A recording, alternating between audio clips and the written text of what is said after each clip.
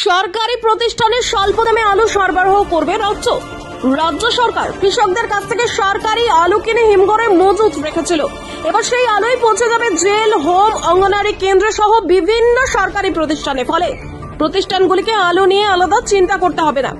রাজ্যের কৃষি ও পঞ্চায়েত দপ্তরের মন্ত্রী বেচারাম মান্না জলপাইগুড়িতে এসে জানান, সরকারি প্রতিষ্ঠানগুলি যদি রাজ্য সরকারের নির্দিষ্ট কেন্দ্র থেকে আলু সংগ্রহ করে তবে খুব কম খরচেই তাদের আলু মিলবে। এতে একদিকে কৃষকরা ন্যায্য দাম পাচ্ছেন, অন্যদিকে সরকারি প্রতিষ্ঠানগুলোরও অর্থ সাশ্রয় হবে।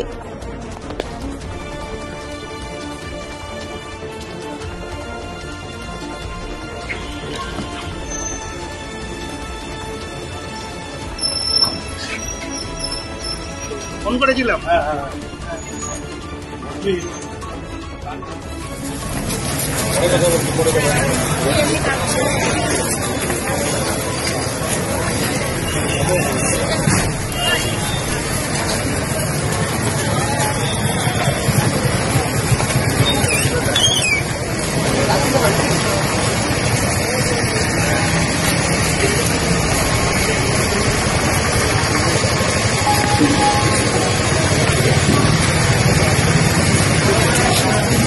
লঙ্কা কি এখানে সরকার এটা করবে, সেজন্য আমাদের জনপ্রতিনিধিদের এবং পঞ্চায়েত স্তরের যারা আমাদের দলীয় কর্মী রয়েছে তাদেরকে বলা হয়েছে যে জনসংযোগ বাড়ানো। এই জনসংযোগ বাড়ানোর ক্ষেত্রে আরেকটি জনমুখী প্রকল্প আপনারা জানেন যে আমাদের পাড়া আমাদের সমাধান প্রতিটি এলাকাতেই চলছে এবং এটা একটা নাগরিক কেন্দ্রিক বিপ্লব বলা যেতে পারে।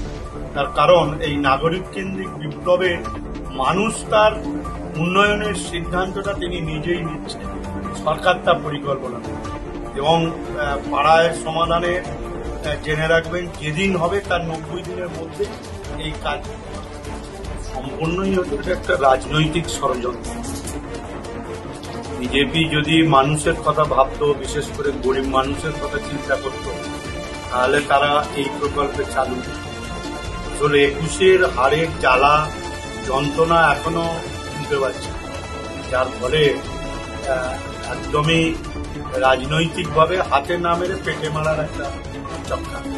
তবে সুবিধে হবে না, আমাদের স্থির বিশ্বাস সুপ্রিম কোর্টও আমাদের পক্ষে গরিব মানুষের